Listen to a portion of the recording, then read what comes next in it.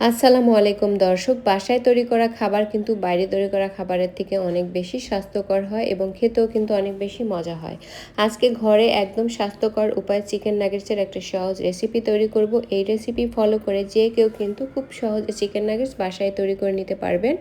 আজকের এই মজাদার চিকেন নাগেটসগুলো আমি ঠিক কীভাবে তৈরি করেছি সেটি জানার জন্য পুরো ভিডিওটি প্রথম থেকে শেষ পর্যন্ত দেখার অনুরোধ থাকলো। সেই সঙ্গে নতুন নতুন রেসিপি পাওয়ার জন্য আমার চ্যানেলটি সাবস্ক্রাইব করে রাখার অনুরোধ থাকলো। এই চিকেন নাগেটসগুলো কিন্তু ছোট বড় সবাই খেতে অনেক বেশি পছন্দ করবে এবং বাচ্চাদের টিফিনের জন্য এটি পারফেক্ট একটা আইটেম, বিকেলের স্ন্যাক্স হিসাবেও কিন্তু মন্দ না।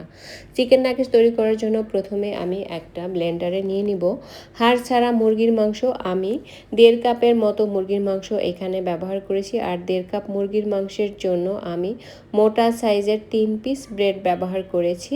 চিকেনের পরিমাণ বাড়িয়ে নিলে ব্রেডটা একটু বাড়িয়ে নিতে হবে।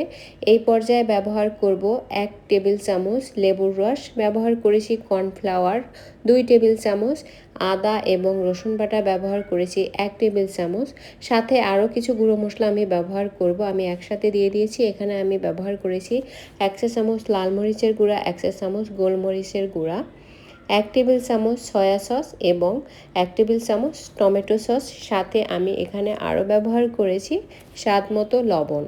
আর এখানে কিন্তু আমি 1 টেবিল চামচ রান্নার রেগুলার তেলও ব্যবহার করেছি।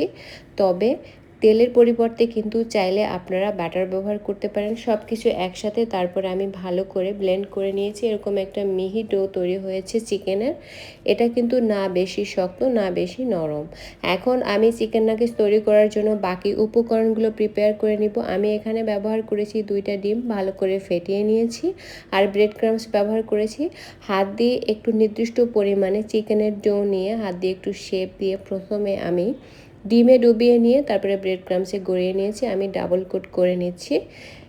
একইভাবে আরও একটি চিকেন নাগেটস তৈরি করে দেখিয়ে দিচ্ছি।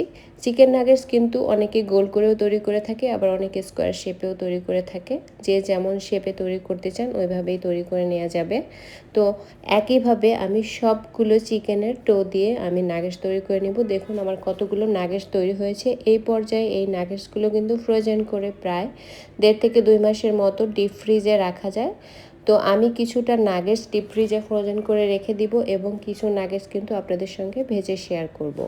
নাগেটসগুলো ভাজার জন্য আমি একটা প্যানে পর্যাপ্ত পরিমাণে তেল নিয়ে নিয়েছি। একটু গরম করে নিতে হবে। একদম ঠান্ডা তেলে কিন্তু নাগেটসগুলো দেওয়া যাবে না। আমার তেলটা কিন্তু ভালো করে গরম হয়নি, আমি তার আগে নাগেটসগুলো দিয়ে দিয়েছি। তবে একটু গরম করে তারপরে নাগেটসগুলো এই তেলের মধ্যে দিয়ে তারপরে ভেজে নিতে হবে। চুলার ফ্লেমটা এই সময় মিডিয়ামে রাখতে হবে। এই চিকেন নাগেটসগুলো ভাজার সময় আরও একটি বিষয় লক্ষ্য রাখতে হবে, যাতে চুলার আঁচটা অতিরিক্ত না হয়। যাতে অতিরিক্ত আছে এই নাগেটসগুলো ভাজলে ভেতর থেকে কিন্তু নাগেটসগুলো ভালো করে কুক হবে না। যেহেতু আমি কাঁচা মুরগির মাংস এখানে ব্যবহার করেছি, তাই এটা কিন্তু ধৈর্য ধরে একটু সময় নিয়ে ভাজতে হবে। একদম উল্টে পাল্টে মিডিয়াম ফ্লেমে নাগেটসগুলোকে ভেজে নিতে হবে। এই নাগেটসগুলো খেয়ে আপনারা বুঝতেই পারবেন না যে এটি ঘরে তৈরি করা হয়েছে।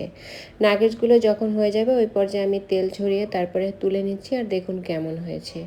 খেতে কিন্তু অনেক বেশি মজা হয়েছে। এখন জাস্ট গরম গরম সসের সাথে পরিবেশন করে নিলেই হয়ে যাবে। আজকের চিকেন নাগেটস তৈরির সহজ রেসিপি যদি ভালো লাগে আমার চ্যানেলটি সাবস্ক্রাইব করে রাখবেন, আমার পেজটি ফলো দিয়ে রাখবেন এবং নিয়মিত নতুন নতুন রেসিপি পাওয়ার জন্য চ্যানেলের পাশে থাকা বেল বাটনটি কিন্তু প্রেস করে রাখতে ভুলবেন না, যাতে যে কোনো রেসিপি আপলোড করার সাথে সাথেই আপনারা নোটিফিকেশন পেয়ে যান। আমার চ্যানেলের পাশে থাকবেন। সবাই অনেক অনেক ভালো থাকবেন। আল্লাহ হাফেজ।